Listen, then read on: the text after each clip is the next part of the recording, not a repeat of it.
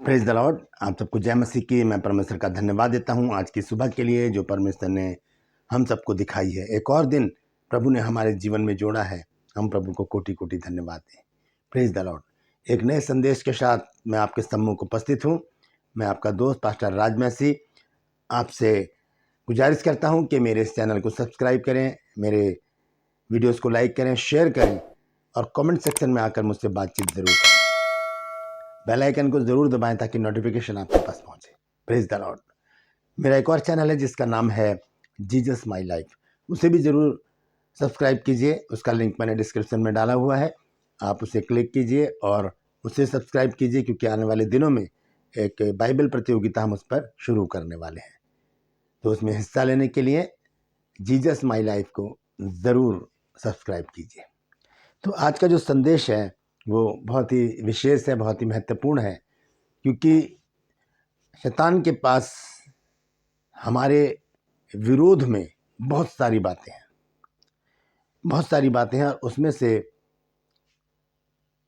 5 बातें मैंने निकाली हैं जो मैं आपके सम्मुख रखने जा रहा हूं। और हम इनको उसके हथियार भी कह सकते हैं, उसके जलते हुए तीर भी कह सकते हैं, उसके वो काम कह सकते हैं जो हमें परमेश्वर से दूर ले जाने में बहुत ही कारगर साबित होते हैं। उसके लिए, हमारे लिए नहीं। जो उसके जाल में फंस जाता है वो परमेश्वर से दूर हो जाता है। तो ध्यान से सुनिएगा, ये 5 बातें अगर हमारे जीवन में है तो आज हम उसे अपने जीवन से निकालने का पूरा प्रयास करें। मैं आपसे गुजारिश करता हूं कि पूरा संदेश सुनिएगा, क्योंकि एक एक पॉइंट में बहुत ही महत्वपूर्ण और गूढ़ भेद की बात है जो हमें ये समझाती है कि हम किस प्रकार से सावधान रहें शैतान के जलते हुए तीरों से। आज 5 प्रकार के मैं शैतान के उन तीरों को बताना चाहता हूं जो बाइबल में लिखे हैं। किस प्रकार से लोग शैतान की चाल में फंस गए और उनका जीवन कैसा हो गया। तो आइए सबसे पहले एक प्रार्थना करते हैं और उसके बाद हम आज के वचन को शुरू करेंगे। Praise the Lord. आइए मेरे साथ प्रार्थना में शामिल हो जाइए। जीवित और महान दयालु पिता परमेश्वर, हम तेरा धन्यवाद देते हैं, तेरा शुक्र, तेरी तारीफ, तेरी बड़ाई करते हैं प्रभु, क्योंकि तू इस योग्य है। विनती करता हूँ प्रभु जी, आज के इस वचन को शेयर करने के लिए मेरी मदद सहायता कर। मेरे होठों को, मेरे दिलो दिमाग को छूकर ब्लेस कर। मेरी आत्मा, मेरा शरीर तेरे ही कब्जे में रहे, ताकि बोलने वाला मनुष्य नहीं बल्कि तेरा आत्मा हो। जो भी इस वचन में गुण भेद की बातें छिपी है वो आज हम पे प्रकट कर। और जितने भी लोग इस वचन को देख रहे हैं, सुन रहे हैं, उन सब पर मैं तेरी आशीष बोलता हूँ प्रभु जी। हर एक को आशीषित कर, हर एक की रोग, बीमारी, चिंता, परेशानियों को दूर कर। यीशु के नाम से मांगता हूँ, आमीन। Praise the Lord. तो आइए आज के इस संदेश को, विशेष संदेश को हम शुरू करते हैं। सबसे पहले हम देखेंगे जो पहला जो उसका जलता हुआ तीर है, ये हम इफिसियों की पत्री अगर हम पढ़े और उसका 6 अध्याय और 10 पद से अगर हम पढ़े तो वहाँ पर शैतान से के सामना करने के लिए, उसका मुकाबला करने के लिए परमेश्वर ने हमारे को 9 प्रकार के हथियार बताए हैं। तो यहाँ पर मैं पढ़ देता हूँ जल्दी से। 6 अध्याय 10 पद से लिखा है, निदान प्रभु में और उसकी शक्ति के प्रभाव में बलवंत बनो, परमेश्वर के सारे हथियार बांध लो कि तुम शैतान की युक्तियों के सामने खड़े हो सको। ये शैतान की 5 युक्तियां हैं, ये शैतान की 5 वो जलते हुए तीर हैं जो हमें घायल कर देते हैं, जो हमें फंसा लेते हैं अपने जाल में और हमें परमेश्वर से दूर कर देते हैं। ये 5 मैंने निकाले हैं। अगर आपके पास भी है कोई ऐसी युक्ति या ऐसी प्लानिंग शैतान की, तो वो आप कमेंट सेक्शन में अभी लिखिए, ठीक है। तो यहाँ पर लिखा है कि 12 आयत में, क्योंकि हमारा ये मलयुद्ध लहू और मांस से नहीं परंतु प्रधानों से और अधिकारियों से और इस संसार के अंधकार के हाकिमों से और उस दुष्टता की आत्मिक सेनाओं से है जो आकाश में है। शैतान के बारे में लिखा है। और लिखा है, इसलिए परमेश्वर के सारे हथियार बांध लो कि तुम बुरे दिन में सामना कर सको और सब कुछ पूरा करके स्थिर रह सको। और फिर आगे जो है वो सारे हथियार लिखे हैं। वो क्या हथियार है मैं बताता हूँ आपको। सत्य से अपनी कमर कसकर, धार्मिकता की झिलम पहनकर और पाँव में मेल के सुसमाचार की तैयारी के जूते पहनकर और उन सब के साथ विश्वास की ढाल लेकर स्थिर रहो, जिससे तुम उस दुष्ट के सब जलते हुए तीरों को बुझा सको। ये जलते हुए तीर है। आज 5 जलते हुए तीर, आज 5 शैतान की युक्तियां मैं आपके सम्मुख रखने जा रहा हूं। और आगे लिखा है, और उद्धार का टोप और आत्मा की तलवार जो परमेश्वर का वचन है ले लो, और हर समय और हर प्रकार से आत्मा में प्रार्थना और विनती करते रहो, और इसीलिए जागते रहो कि सब पवित्र लोगों के लिए लगातार विनती किया करो। प्रार्थना के लिए लिखा है। तो हम देखेंगे आज ये 5 हथियार, 5 जलते हुए तीर और 5 प्रकार की युक्तियां जो शैतान मेरे और आपके जीवन में करना चाहता है। हमें सजग रहना है, हमें परमेश्वर के सारे हथियार बांध लेने हैं ताकि हम शैतान की युक्तियों के सामने खड़े रह सकें। तो आइए, सबसे पहला जो हथियार है वो है व्यभिचार। 5 हथियार मैं आपको सबसे पहले बता देता हूं कौन कौन से हैं। पहला है व्यभिचार, फिर लालच, फिर घमंड, और फिर क्रोध, और उसके बाद आलस्य। ये 5 प्रकार के जो उसके हथियार हैं जो वो हमारे विरुद्ध चलाता है। जलते हुए तीर हैं जो हमारे विरुद्ध चलाता है। वो उसकी 5 प्रकार की युक्तियां हैं जो हमारे विरुद्ध वो करता है। तो सबसे पहले हम देखेंगे व्यभिचार के बारे में। हम देखते हैं दूसरा शमूएल में 11 अध्याय में जब दाऊद व्यभिचार में फंस गया। हम देखते हैं पहली आयत से पढ़ेंगे इसकी 5 आयत तक।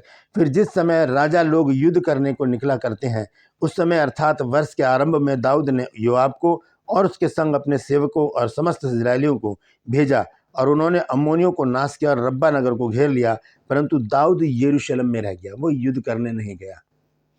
और आगे लिखा, सांझ को के समय दाऊद पलंग पर से उठकर राजभवन की छत पर टहल रहा था, और छत पर उसको एक स्त्री जो अति सुंदर थी नहाती हुई दिखाई पड़ी। अब यहाँ पर जब उसने उस स्त्री को देखा तो उसके मन में व्यभिचार समा गया, और यहाँ पर दाऊद ने उसके साथ व्यभिचार किया। उसके बाद परमेश्वर उससे नाराज हो गया, नतान को भेजा, सारी बातें उसे समझाई। तब उसने पश्चाताप किया, क्योंकि उस स्त्री से उसको एक बेटा पैदा हुआ था जो बीमार था, वो ठीक नहीं हो पा रहा था। दाऊद ने उपवास भी रखे लेकिन वो ठीक नहीं हुआ और वो एक दिन मर गया। तब दाऊद ने पश्चाताप किया, तब परमेश्वर ने उसे माफ किया। भजन संहिता 51 अध्याय दाऊद का पश्चाताप है। हालेलुया। आइए दूसरा हथियार हम देखते हैं। उसका दूसरा हथियार है लालच या पैसे का लोभ। किसी भी चीज का, पैसे का, दौलत का, स्त्री का, किसी भी चीज का लालच वो है मूर्ति पूजा के बराबर बताया गया है। आइए देखेंगे ये इसके विषय में कहाँ पर लिखा है। हम देखेंगे प्रेरितों के काम 5 अध्याय और पहले पद से मैं पढ़ूंगा। यहाँ पर एक पति पत्नी है जिनका नाम है हननिया और सफीरा। ये पहली सदी की कलीसिया के सदस्य हैं। इन्होंने जो काम किया वो शैतान की ओर से किया, क्योंकि उस सदी की कलीसिया के लोग हर एक बात को, हर एक चीज़ को साझे की समझते थे और पतरस के पास ले आते थे। पतरस सबको बराबर बराबर बांट देता था। लेकिन इन दोनों के मन में क्या हुआ ये देखते हैं। और हननिया नाम एक मनुष्य और उसकी पत्नी सफीरा ने कुछ भूमि बेची और उसके दाम में से कुछ रख छोड़ा, और यह बात उसकी पत्नी भी जानती थी, और उसका एक भाग लाकर प्रेरितों के पांव के आगे रख दिया। कुछ भूमि बेची और सारा का सारा पैसा प्रेरितों के पास लाना था, क्योंकि पहली सदी की कलीसिया के सदस्य थे। इन्होंने ऐसा नहीं किया, आधा पैसा अपने पास रख लिया कि हमें कौन देखता, हमें कौन जानता है। लेकिन परमेश्वर सब कुछ देखता है, परमेश्वर सब कुछ अपने लोगों को बता देता है। पतरस को पवित्र आत्मा ने बता दिया। तब पतरस ने क्या कहा 3 आयत में देखिए। परंतु पतरस ने कहा, हे हननिया, शैतान ने तेरे मन में ये बात क्यों डाली है कि तू पवित्र आत्मा से झूठ बोले और भूमि के दाम में से कुछ रख छोड़े। तो ये एक लालच उनके मन में आया, और उसके बाद हम पढ़ते हैं ये दोनों पति पत्नी वहां पर डेड हो गए, मर गए। ये लालच शैतान हमारे मन में डालता है। आज हम लालच को ना कहें, आज हम व्यभिचार को ना कहें। तीसरा जो हथियार है वो है घमंड। हम घमंड के विषय में देखेंगे। यह है दूसरा इतिहास और उसका 5 अध्याय 26 अध्याय 15 आयत। दूसरा इतिहास 26 अध्याय 15 आयत। यहां पर इस प्रकार से लिखा है, फिर उसने यरूशलेम में गुम्मटों और कंगूरों पर रखने को चतुर मनुष्यों के निकाले हुए यंत्र भी बनवाए, जिसके द्वारा तीर और बड़े बड़े पत्थर फेंके जाते थे। और उसकी कीर्ति दूर दूर तक फैल गई, क्योंकि उसे अद्भुत सहायता यहाँ तक मिली कि वह सामर्थी हो गया।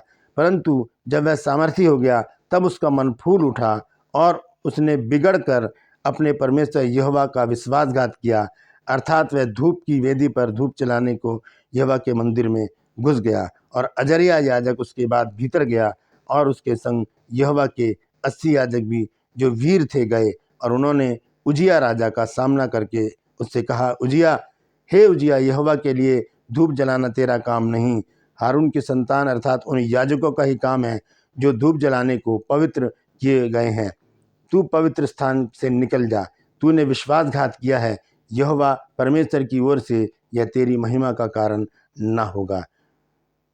उजिया राजा इसमें जो हो गया, क्या आ गया, घमंड आ गया, और यहाँ पर इसने गलत काम किया जिसकी वजह से ये परमेश्वर का सामना करके इसने भी अपने जीवन को तहस नहस कर लिया। चौथा जो हथियार है वो है क्रोध। हम देखेंगे गिनती की पुस्तक उसका 20 अध्याय और उसके 8 पद से मैं पढ़ूंगा। यहाँ लिखा है, उस लाठी को ले और तू अपने भाई हारून समेत मंडली को इकट्ठा करके उनके देखते उस चट्टान से बातें कर, तब वह अपना जल देगी। इस प्रकार से तू चट्टान में से उनके लिए जल निकाल कर मंडली के लोगों और उनके पशुओं को पिला।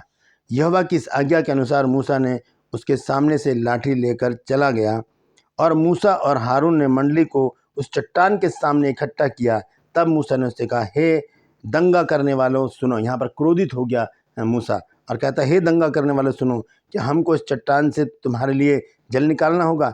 तब मूसा ने हाथ उठाकर लाठी चट्टान पर 2 बार मारी और उसमें से बहुत पानी फूट निकला, और मंडली के लोग अपने पशुओं समेत उसे पीने लगे। परंतु मूसा और हारून से यहोवा ने कहा, तुमने जो मुझसे ये विश्वास नहीं किया और मुझे इजरायलियों की दृष्टि में पवित्र नहीं ठहराया, इसलिए तुम इस मंडली को उस देश में पहुंचाने ना पाओगे जिसे मैंने तुम्हें दिया है। यहाँ पर मूसा ने गुस्से में आकर क्या किया, उस चट्टान पर मारा, 2 बार मारा, और क्या हो गया, ये परमेश्वर की आज्ञा का उल्लंघन हुआ। जबकि परमेश्वर ने कहा था कि उस लाठी को लेकर जा और उस चट्टान से बातें कर, क्योंकि वो चट्टान कौन है, वो चट्टान प्रभु यीशु मसीह है। हम पढ़ सकते हैं 1 कुरिन्थियों 10 अध्याय में, वो प्रभु यीशु मसीह है, वो चट्टान जो उन्हें पानी पिलाता था। तो वो काम मूसा ने किया क्रोध में आकर, और उसका अंजाम ये हुआ कि मूसा कनान देश में नहीं पहुंच पाया। आखिरी जो शैतान का हथियार है वो है आलस। आलस के विषय में हम देखेंगे यिर्मयाह नबी की पुस्तक और उसका 48 अध्याय और उसका 10 पद। यहाँ पर इस प्रकार से लिखा है,